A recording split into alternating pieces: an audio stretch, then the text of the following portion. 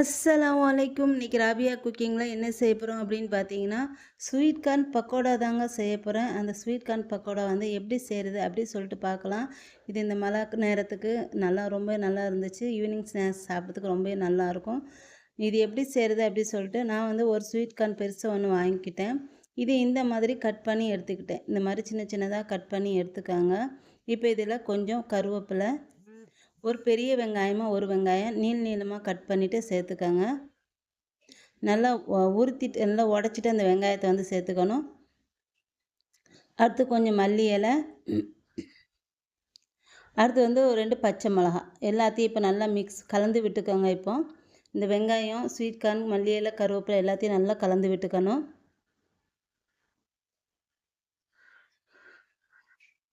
இப்போ இது எல்லாத்தையும் கலந்து விட்டாச்சு. அடுத்து வந்து ஒரு 5 பல்லு பூண்டு நல்லா நச்சுட்டு நான் வந்து சேர்த்துக்கிறேன். அதையும் சேர்த்துட்டு நல்லா கலந்து விட்டுக்கோங்க. அடுத்து சோம்பு ஒரு 1/4 ஸ்பூன் சோம்பு. அடுத்து வந்து ஒரு 1/4 ஸ்பூனு ஓமம். இதை வந்து நல்லா கசக்கிட்டு நல்லா சேர்த்துக்கோங்க. இதை வந்து திரும்ப எல்லாத்தையும் ஒரு டைம் நல்லா கலந்து விட்டுக்கணும். கலந்து விட்டுட்டு அடுத்து வந்து தேவையான அளவு உப்பு வந்து சேர்த்துக்கிறேன்.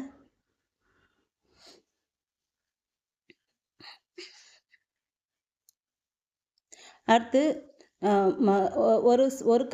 ஒரு கப்பு கடலை மாவு வந்து சேர்த்துக்கிறேன் நான் வந்து. அது சேர்த்து நல்லா கலந்து விட்டுக்கோங்க இதோடி.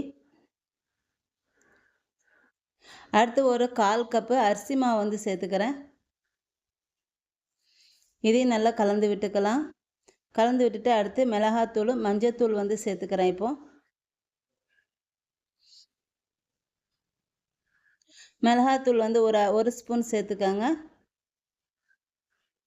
அடுத்து மஞ்சத்தூள் வந்து ஒரு 1/4 ஸ்பூன் சேர்த்துக்கிறேன். சேர்த்துட்டு இதையும் நல்லா கலந்து விட்டுக்கலாம். இது தண்ணிலாம் விட வேண்டாம். அது வந்து கொஞ்சம் நேரம் ஆக அது வந்து நல்லா சேர்ந்து நல்லா பக்கோடா மாதிரி வரும். இல்லைன்னா லைட்டாக வந்து நீங்கள் தண்ணி வந்து தெளிச்சுக்கோங்க. தண்ணி அந்த மாதிரி ஊறலை அப்படின்னா தண்ணி வந்து லைட்டாக தெளிச்சுக்கணும். ரொம்ப சேர்த்துடக்கூடாது. லைட்டாக வந்து தண்ணி தெளிச்சுக்கணும்.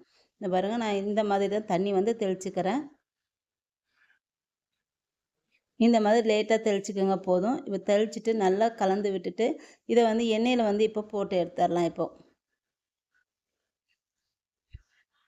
ரொம்ப தண்ணியாக இருந்துச்சுன்னா பக்கோடா வந்து கெட்டியாகிடும். கல் கணக்கு இருக்கும், ரொம்ப கெட்டியாக இருக்கும், சாப்பிட்றதுக்கு அவ்வளோ நல்லா இருக்காது. அதனால் இந்த மாதிரி கொஞ்சம் உதிரியாகவே இருக்கிற மாதிரி லைட்டாக தண்ணி வந்து தெளிச்சுக்கோங்க. பாருங்கள், இந்த மாதிரி இருக்கணும் பக்கோடா வந்து. இப்போ எண்ணெயில் வந்து போட்டு எடுத்துடலாம். இப்போ நான் வந்து எண்ணெய் ஊற்றிருக்கேன். ஒரு பேனில் எண்ணெய் ஊற்றி நல்லா காய விட்டுட்டு இதில் கொஞ்சம் கொஞ்சமாக இந்த பக்கோடா வந்து போட்டு எடுத்துடலாம். இந்த பாருங்கள், இந்த மாதிரி போடுங்க.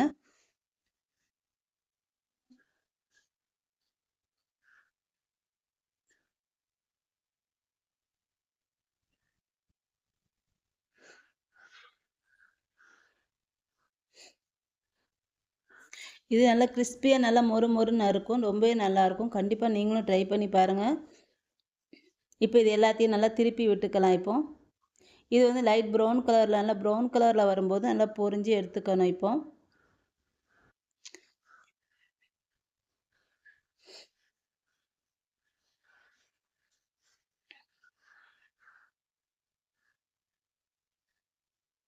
பாருங்கள், இந்த மாதிரி இருக்கும்போது பக்கோடா வந்து எடுத்துடலாம்.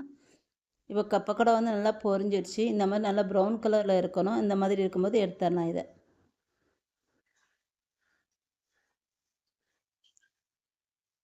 அவ்வளோதாங்க, சூப்பராக ஸ்வீட் கார்ன் பக்கோடா வந்து ரெடி ஆயிடுச்சு. இது ரொம்ப சூப்பராக இருந்துச்சு. கண்டிப்பாக நீங்களும் ட்ரை பண்ணி பாருங்கள். இந்த வீடியோ உங்களுக்கு பிடிச்சிருந்தா லைக் அண்ட் கமெண்ட் ஷேர் பண்ணிக்கோங்க. என்னோடய சேனலை மறக்காமல் சப்ஸ்கிரைப் பண்ணிக்கோங்க.